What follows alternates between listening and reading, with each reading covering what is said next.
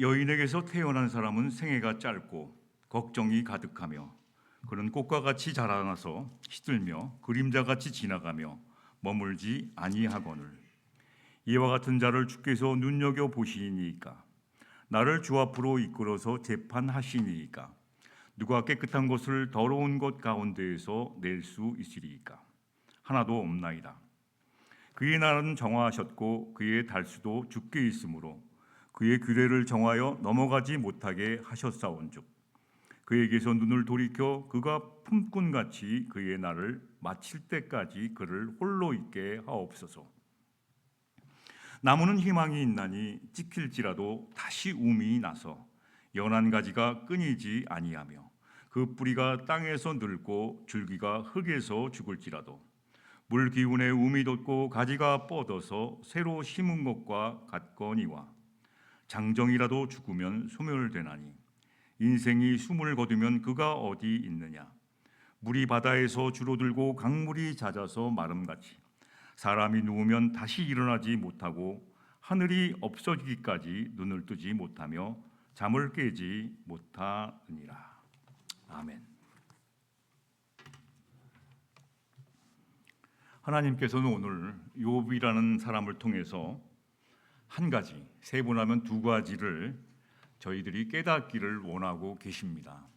어떤 걸 깨닫기 원하시냐면 인간은 첫 번째로 연약하다는 거예요. 저희가 열심히 살다 보면 저는 스트롱맨인 줄 알았거든요. 근데 어느 날 가만히 보니까 너무 연약해요. 왜냐하면 집에 있는 나무를 꺾는데 나무에 가시가 있습니다. 나무를 자르는데 가시에 찔려서 하루 종일 아야야야 그러고 살았기 때문입니다. 인간은 연약하다. 그리고 인간은 덧없다. 이 덧없다는 말은 뜻은 알겠는데 그래서 제가 국어사전으로 찾아봤습니다. 덧없다. 한국어 사전 찾아보니까 첫 번째 덧없다는 뜻은 보람이나 가치가 없이 헛되고 부질없다. 두 번째 덧없다는 뜻은 너무 빠르게 흘러 허무하다. 세 번째 덧없다는 뜻은 갈피를 잡을 수 없거나 근거가 없다. 아무런 근거가 없이 흘러가는 세월 속에 너무 허무한 인생을 덧없다고 하고 있습니다.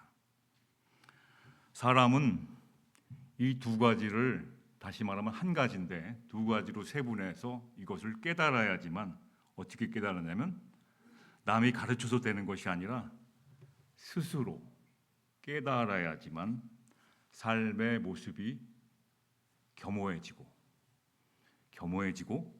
하나님을 간절히 찾게 된다는 메시지의 결론입니다. 말은 참 쉽습니다. 삶을 겸허하게 살아라. 인간의 연약함과 덧없음을 깨닫게 되면요, 삶의 자세가 겸허해지는데 겸허하다는 것은 나의 인생을 돌아보니까 다른 사람을 비판할 수가 없게 되는 것을 겸허한 삶이라고 합니다. 다른 사람 사는 것 갖고 내가 뭘 할 수가 없어요. 내 인생을 돌아보니까 너무 연약하고 덧없기 때문에 다른 사람이 열심히 사는 거, 잘못 사는 거 가지고 내가 이래라 저래라 정죄할 필요가 없다고 성경에서는 말하고 있습니다. 1절부터 한번 살펴보시겠습니다. 그래서 이 두 가지를 깨달아야지만 삶의 모습이 겸허해지고 하나님을 찾게 되고 하나님 앞에 예배자로 서는 겸허한 삶을 살게 되는데 이것을 깨닫기 위한 말씀을 욥에게 주신 겁니다. 14장 1절 보니까 여인에게서 태어난 사람이라고 되어 있습니다. 저와 여러분들은 다 여인에게서 태어난 사람입니다. 성경에는 뱀에서 태어난 사람도 있대요. 어떤 뜻입니까? 태어나지 말았어야 할 사람들이 있어요. 죄송한데. 그러나 저와 여러분들은 여인에게서 태어난 사람, 하나님의 사람으로서 여인에게 태어난 사람입니다. 여기서 여인이라는 것은 연약함을 상징할 때 성경에서는 여인이라는 표현을 써요. 당시에 예수님 당시에도 여자들은 연약한 사람으로 표현됐습니다. 그래서 성경에서는 거듭 말씀드리지만 연약한 여자를 표현할 때 뭐라고 표현하냐면 베드로전서 3장 7절에 보니까 연약한 그릇이다 이렇게 되어 있어요. 여성분들은 다른 말로 표현하면 연약한 그릇입니다. 그래서 연약한 그릇은 만지고 닦고 하면은 얼마든지 버틸 수 있지만 자꾸 건드리고 던지고 함부로 대하면 어떻게 됩니까? 깨지고 문제가 생긴다는 것이죠. 그래서 여성들을 대할 때는 언제나 연약한 그릇처럼 남성들이요 대하시면 삶이 아름답다고 저는 늦게 철들어서 말씀드립니다. 그래서 모든 마케팅을 보면 여성들이 고객이에요. 여성들만 꼬시면 마케팅이 아주 잘 돼요. 모든 것이. 남성 옷도 사실은 여성들 맞게 만들었어요. 여성들이 보기에 좋게. 남자들 편하고 입은 게 아니라 여자들이 보기에 편하게 되어 있습니다. 아주 멋있게. 그래서 옷들 보면 여자들이 골라주지 않습니까? 그러면 제대로 괜찮아요. 사탄이 선악과를 따먹으라고 꼬실 때 누구를 먼저 꼬셨나요? 남자인 아담을 먼저 꼬셨죠? 그렇지 않습니다. 연약한 그릇인 하와를 먼저 꼬셔댔어요. 그래서 여자가 거기에 넘어가니까 아담도 그냥 따라간 거예요. 여정이 이렇게 파워가 있습니다. 저도 사실 모든 결정은 제가 하는 것 같은데 연약한 그릇이 다 하고 있어요. 알고 봤더니 나도 연약한 그릇이거든요. 어떤 그릇입니까? 또 성경에는 그릇을 표현하고 있죠. 우리들은 질그릇, 흙으로 만든 그릇이라고 되어 있어요.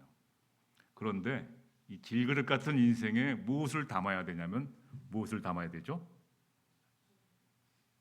설렁탕이나 된장을 담는 것이 아니라 보배로운 예수 그리스도를 담을 때 질그릇 같은 저와 여러분의 인생이 빛나기 시작해요. 여러분 연약한 그릇, 질그릇 같은 여러분의 인생, 우리의 인생에 무엇을 담고 계십니까? 예수 그리스도를 담은 것이 최고의 잘된 그릇이며 복된 그릇입니다. 오늘도 혹시 예수님을 담고 계시지 못하면 오늘도 연약한 질그릇같이 깨지기 쉬운 우리 인생 가운데 예수 그리스도를 담으시기를 주님의 이름으로 축원합니다.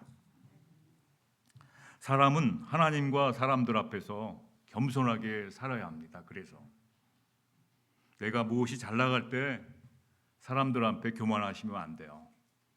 겸허한 삶을 삽니다. 이런 인생이구나 내가.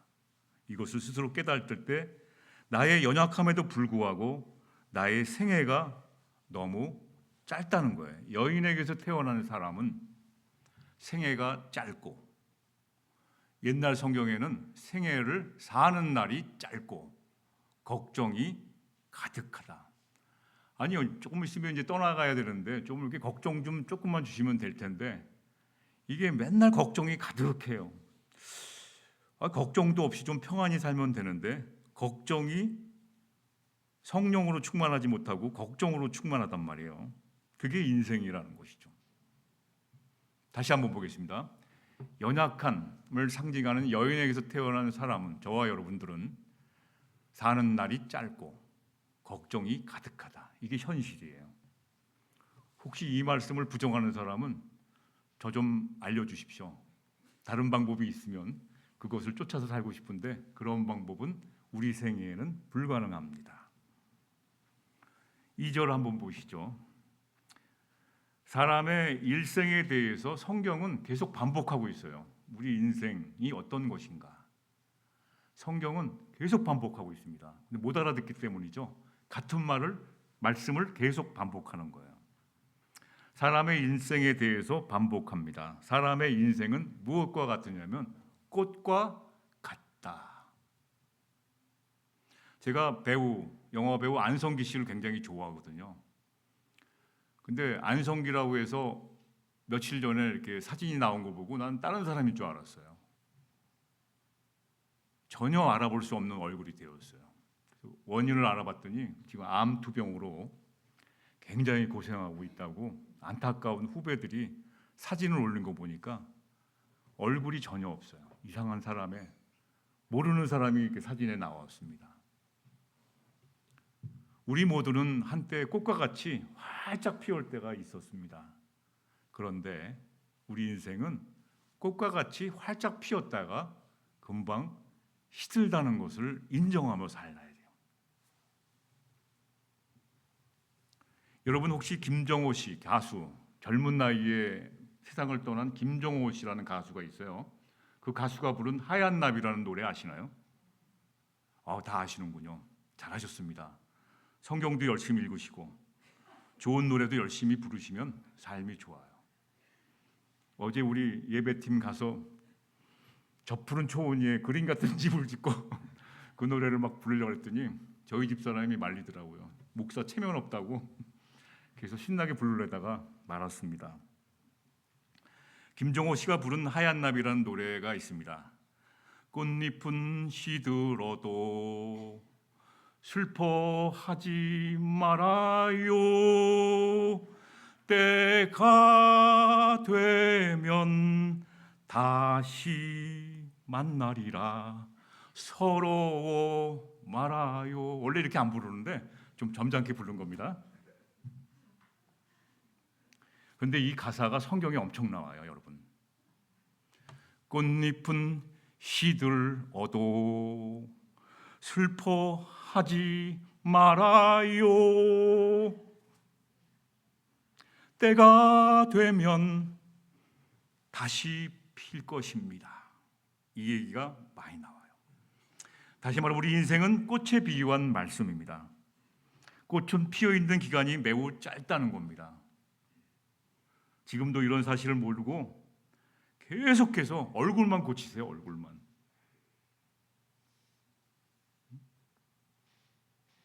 애굽의 바로 왕한테 야곱이 갔습니다. 야곱이 가서 바로 왕이 야곱한테 이런 말을 해요. 당신 나이가 몇 살이요? 이렇게 물어보니까 뭐라고 말합니까?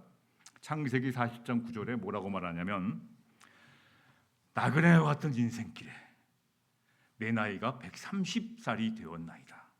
그런데 우리 조상들이 산 나이에 비하면 나는 아직도 별로 못 산 겁니다. 짧습니다. 인생이 금방 지나갔습니다. 내 인생을 돌아보니까 험난한 인생을 살았습니다. 이렇게 한마디로 표현합니다. 여러분의 인생을 한마디로 어떻게 살아왔는지를 말하면 어떻게 말했습니까? 1번 꽃길만 걸어왔습니다. 2번 험악한 세월을 보냈나이다. 많은 분들이 험악한 세월을 보내셨다고 합니다. 특히 미국에서 이민 와서 살아간 여러분들은 90% 이상이 만만치 않은 세월을 보내셨다고 저는 생각합니다. 눈물 없이 기도 없이 살아갈 수 없는 숨가쁜 그 세월 속에 꽃잎은 시들어도 슬퍼하지 말라고 성경에서는 말하고 있는 것이에요. 그것을 깨달으라는 것이죠. 3절 4절 보시죠.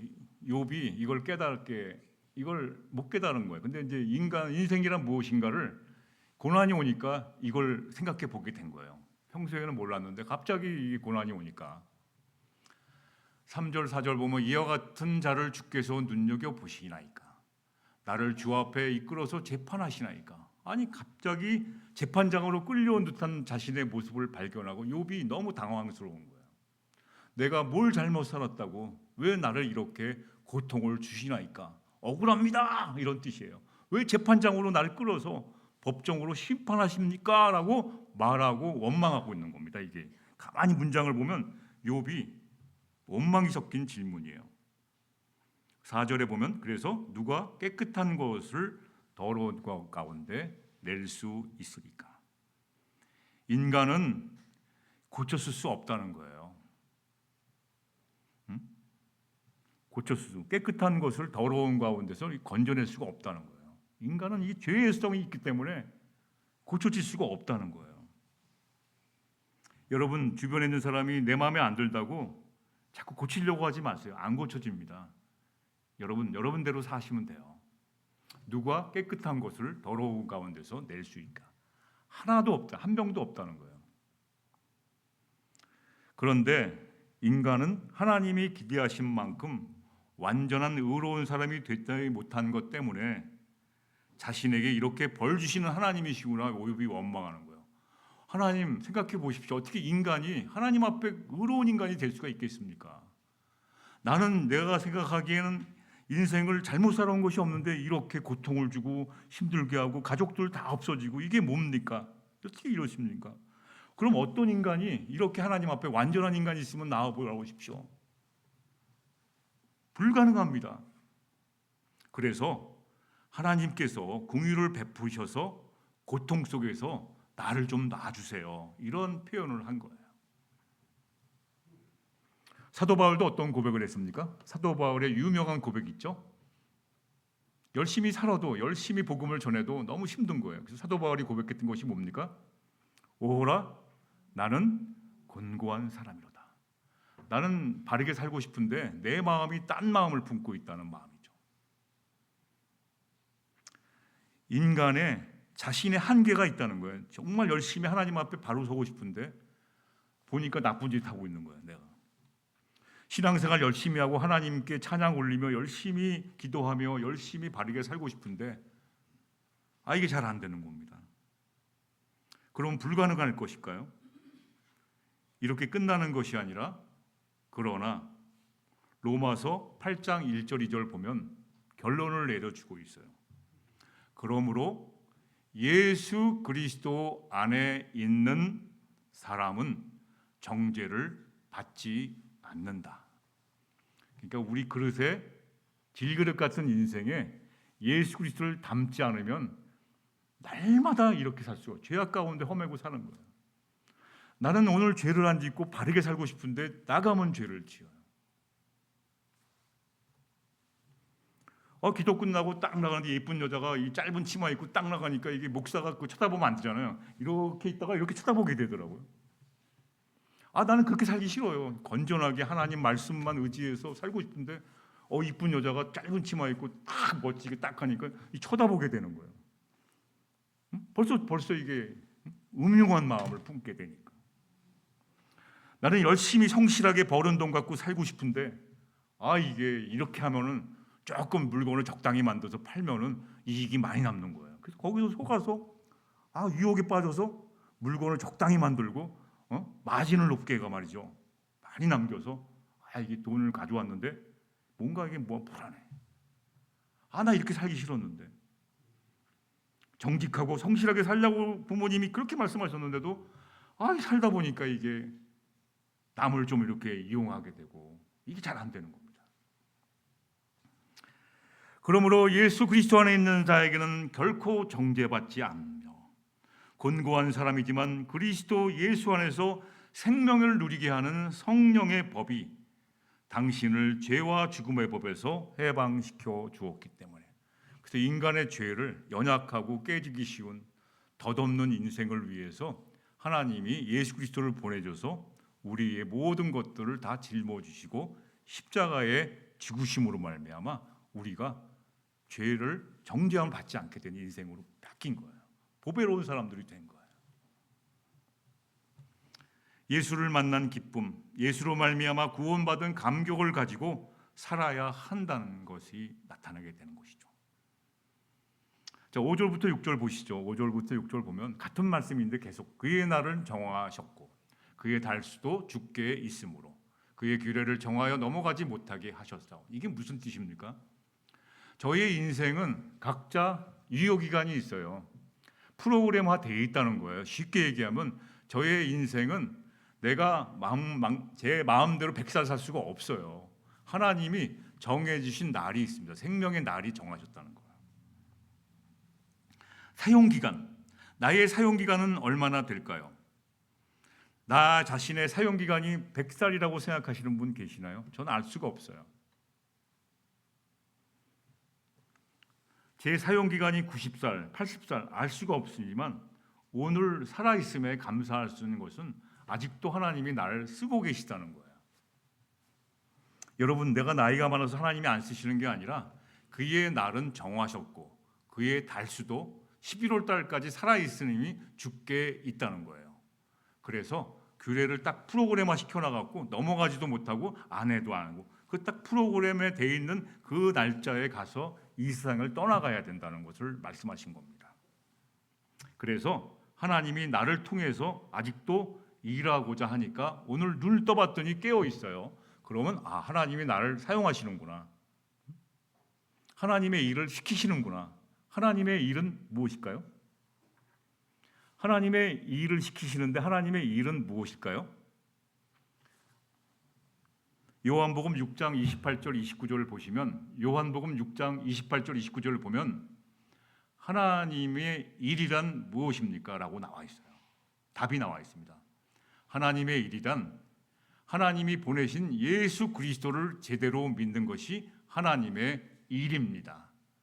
오늘도 저와 여러분들은 하나님이 일하시고 계시다는 뜻이에요. 오늘 살아있음에 감사한 것은 하나님이 나를 통해 일하고 계신 겁니다. 왜? 내가 예수 그리스도를 믿음으로 말미암아 이 자리에 와 있기 때문이에요. 믿음으로.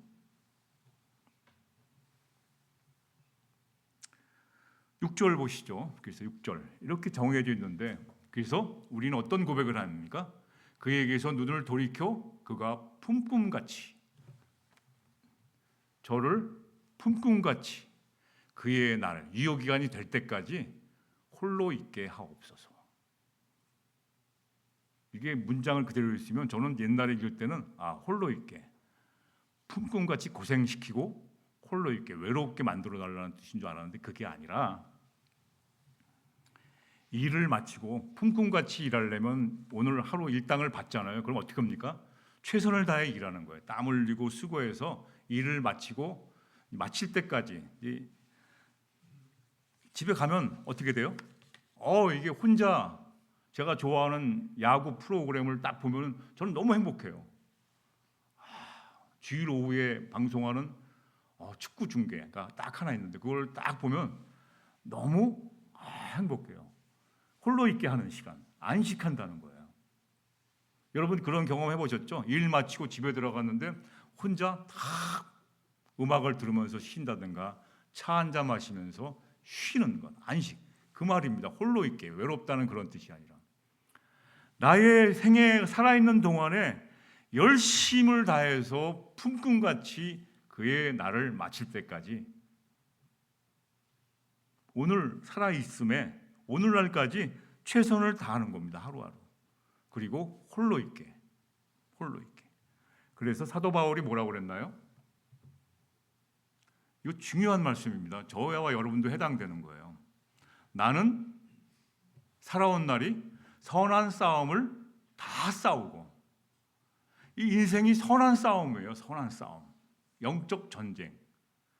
예수를 제대로 믿기 위해서 나는 선한 싸움을 다 싸우고 저는 이 말씀이 너무 좋습니다. 묘비에다가 이거 써줬으면 좋겠는데 저희 집사람이 돈 없대요. 나는 선한 싸움 다 싸우고 달려갈 길 다 마치고 믿음을 지키겠다는 거예요. 최고의 복음 아닙니까? 다시 정리해 볼게요. 나의 인생은 선한 영적인 싸움을 다 싸우고 달려갈 길을 다 마치고 최선을 다한 저 품꿈같이 그의 날을 마칠 때까지 그리고 믿음을 지키니까 이게 안식하는 거야. 안식. 인생을 엉망진창으로 살아오고 그의 날을 마치지도 못하고 홀로 있게 하옵소서. 안 되는 거예요. 안식이 안 돼. 안식이 안 돼요. 안식이. 주일날 제대로 못 쉬어요. 안식이 안 돼. 예배를 제대로 못 드리니까 안식을 안 하고 집에 가면 또 불안한 거예요. 내일 또 일할 거 생각하면 또 불안한 거예요. 이게 반복되면은 인생이 너무 허무하다는 것을 빨리 깨닫게 된다는 것이죠. 그래서 또 같은 말씀이지만 7절부터 보시죠. 하나의 예를 들어요. 여러분 너무 이지한 예를 하나 두고 있습니다. 어떤 예일까요? 나무는 희망이 있나니 찍힐지라도 다시 움이 나서 11가지가 끊이지 아니하며. 여러분 혹시 교회 들어오시는 나가실 때는 왼편에, 들어오실 때는 입구 오른편에 있는 나무를 보셨나요? 뭐 안 보는 건 여러분 자유지만 피조물 감상학이라는 게 있잖아요. 하나님을 보시려면, 하나님을 잘 하려면 하나님이 만드신 피조물을 잘 관찰하셔야 돼요. 이런 꽃 하나도 그냥 지나치지 마시고요. 잘 관찰해 보셔요. 저거는 인조로 만든 것이다. 저거는 진짜다. 뭐 이런 식으로 보는 것도 있지만 교회 입구 왼편에 나가실 때 왼편에 보면 나무가 교회 시작할 때 다 죽었다고 생각해서 저도 마찬가지로 들어오실 때 오른편에 있는 나무. 그런데 살아나가지고 저렇게 되어 있습니다. 지금 뭐 그리니까 지난주에 제가 이제 마지막 가지, 죽은 가지를 딱딱딱 잘랐어요. 그러니까 완전히 이제 푸르른 가지가 되어서 살아서 저희가 오고 가는 저희와 여러분들이 인사를 하고 있어요. 날마다 한번 보세요. 왼편에 있는 나무 다 죽어서 밑둥을 다 잘라버렸는데 거기서 움이 나오고 거기서 이렇게 자라요. 나무를 예로 들어서 한번 보시죠. 나무는 희망이 있나니 찍힐지라도 다시 움이 나서 11가지가 끊이지 아니하며. 그 다음에 뭐죠? 8절. 그 뿌리가 땅에서 늙고 줄기가 흙에서 죽을지라도. 9절까지 한번 보시죠. 물 기운에 움이 돋고 가지가 뻗어서 새로 심은 것과 같거냐. 새로 심은 것처럼 되어 있어요. 이 물, 생명수가 물이 이제 오고 최근에 스프링클러 고장나서 물이 없었는데 또 비가 오니까 지금 또 싱싱하게 같이 오는 것 같아요. 너무 감사하죠. 생명의 원천인 생명수, 이 물을 담으니까 살아나잖아요. 소생한 나무가 된 것처럼 저와 여러분의 소망의 가치 무엇일까요? 그 나무를 예를 들은 거예요. 나무도 이렇게 살아난다. 그러나 그 다음에 10절 한번 보시죠. 10절. 장정이라도 죽으면, 장정. 이게 옛날 성경에는 사람이라도 죽으면 소멸되는. 사람은 그렇게 할 수 없다는 거예요. 그래서 장정이라는 말을, 장정은 어떤 뜻입니까? 이 장정, 사람이라고 되어 있는 장정이라는 것을 원어에 보니까 그런 뜻을 가지고 있어요. 깨베르. 이것은 강하다, 사람은 강하다, 뛰어나다, 견고하다는 뜻을 가지고 있습니다. 사람은 강합니다. 사람은 강해요. 여러분 연약한다고 말씀드렸지만 사람은 외유내강해요. 어떤 아이가 배에서 빠졌어요. 그 엄마가 뛰어들어서 그 아이를 건졌어요. 싫어합니다, 여러분. 애가 까불다가 배에서 떨어졌어요. 근데 엄마가 건졌어요. 확 건져온 거야. 그래서 엄마 사람들이 기자들이 몰려가서 그 엄마한테 당신은 수영 어느 나라에서 대표 선수였습니까? 그랬더니 그 엄마는 자기 오늘 수영 처음 하는 거래요. 그렇게 무서워요, 인간은. 살려요. 와, 자식이 빠지니까 앞도 안 보이고 그냥 뛰어들어서 그냥 끌어내는 거예요. 이게 인간이 그렇게 강한 거죠.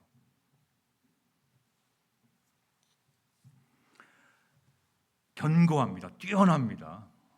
이 손가락으로 이 젓가락을 짚는 이 백성들, 젓가락으로 이 콩을 짚는. 그래서 사실인지 모르지만 미국의 수술은 한국 사람 없으면 안 된다는 말을 많이 들어요. 한국 사람이 손이 얼마나 이게 정교한지. 그래서 사람들이 아플 때 한국 의사들한테 수술하면 안심하는 분도 많이 계시더라고요. 그렇지 않은 분도 계시지만 뛰어나고 견고합니다. 견고해요. 관리만 잘하시면 얼마든지. 그런 장정이라도 죽으면 끝나는 겁니다. 우리 하나님은 유효기간 되면 그냥 끝내는 거예요. 장정이라도. 그럼에도 불구하고 우리는 모두 이 땅을 떠나야 된다는 거. 숨을 거두셔야 돼요. 이 땅에서. 죄송합니다. 자꾸 목사가 숨 거두라는 얘기 좋은 말만 해야 되는데 숨을 거두면 그가 어디 있느냐. 죽을 수밖에 없는 존재라는 것입니다. 이것을 잊고 살아요. 천년만년 살 것처럼 오늘도 막 사람들을 막 그냥 무시하고 사람들을 상관도 안 하고 자기만 그냥 오로지 이익을 위해서 앞도 안 보고 달리는 숨가쁜 그런 인생보다는, 오래전 일입니다. 제가 목회하고 있는데 어떤 자매님이 왔어요. 그래서 교회 나오신 줄 알고 얼마나 반갑습니까? 자매님이 오셔갖고 상담을 했어요. 이유는 뭡니다. 아버지가 돌아가셨다는 겁니다. 아버지가 돌아가셔갖고 가디나 지역에 있는 아파트, 시니어 아파트 사시는 분인데 아버지가 돌아가셨는데 아버지가 쓰시던 그 아파트의 가구가 너무 좋다는 거예요. 그래서 아버지가 쓰시던 그 물건들, 유품들을 좀 정리 좀 해주시고 장례식도 좀 의논하러 온 거예요. 그래서 우리 권사님들하고 가디나에 있는 그 아파트 단지를 밴을 가지고 갔습니다. 도와주러. 와, 근데 물건들이 아주 비싸고 너무 좋은 것도 돼 있어 나눠 가졌는데, 제가 처음에 본 곳은 그분이 찍은 사진 액자가 거기 딱 정면에 있더라고요. 액자의 사진에 보니까 어느 해변에서 찍은 60대쯤 된 나이에 해변에 찍은 나이인 것 같아요. 해변에 찍은 사진입니다. 우통을 벗으시고 딱 이러고 찍으셨는데, 제가 봐도 이게 딱 자세가 너무 건강하신 거예요. 60대 때 찍은 사진 딱 이러고 찍으셨는데 지금 안 계시는 거예요. 안 계시고. 그래서 사진을 보고 아버님이 굉장히 건강하셨나 봐 그랬더니 자기도 믿겨지지 않는, 어떻게 돌아가시냐, 이럴 줄은 몰랐다는 거예요. 너무 건강하시고 자기 관리 철저히 하시고 집이 아주 웬만한 집보다 깔끔해요. 뭐 그냥 어떻게 물 한 방 흘린 데가 없어요. 깔끔하셔요. 와, 나는 그렇게 못 살 것 같아요. 그냥 깔끔해.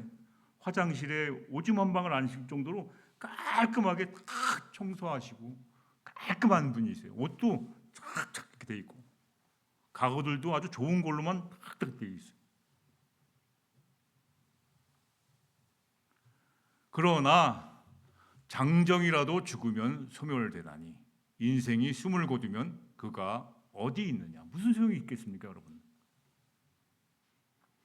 이걸 살아 숨쉬는 가운데 하나님이 인간은 연약하고 덧없음을 깨달으라는 거예요. 깨닫게 되면 어떻게 됩니까, 우리가? 깨닫게 되면 하나님은 욥기서의 욥의 고난을 욥이 깨달은 거예요. 이게 말이 되냐? 어떻게 이럴 수가 있냐? 욥은 아무런 죄를 짓지 않았다고 하나님 말씀하고 있어요. 그래서 이 욥의 이 말씀을 통해서 저희에 주는 메시지는 한 가지입니다. 육신과 몸은, 우리의 영혼, 모든 것은, 인생은 여기서 이 땅 위에서 숨을 거두게 된다는 거예요. 연약하고 덧없기 때문에. 그래서 거기에서 모든 것을 의지하지 말고 인본주의적인 사고를 갖지 말고 하나님을 의지하는 백성으로 삶의 자세를 바꾸라는 겁니다. 바꾸라는 거예요. 그래서 영원히 목마르지 않는 이 빈들의 마른 풀 같은 저와 여러분의 이 영혼에 영원히 목마르지 않는 하나님의 숨결이 담긴 영혼의 말씀으로 채우라는 겁니다. 예수 그리스도를 담으라는 거예요. 생수의 근원 되시는 예수 그리스도를 통해서만 기쁨을 얻을 수 있다는 메시지 올시다. 말씀을 정리하겠습니다. 나무는 흙을 떠나서 살 수가 없습니다. 물고기는 물을 떠나서 살 수가 없어요. 저와 여러분 사람은 하나님을 떠나서 살 수가 없습니다. 하나님의 손길을 벗어나서는 아무도 저희들은 살아갈 수가 없습니다. 영원히를 인도하시는, 영원까지 인도하시는 영원한 생명수를 주시는 예수 그리스도를 의지해서 오늘의 선물로 주신 이 삶을 감사하며 기쁨으로 살아가시기를 주님의 이름으로 기도드립니다.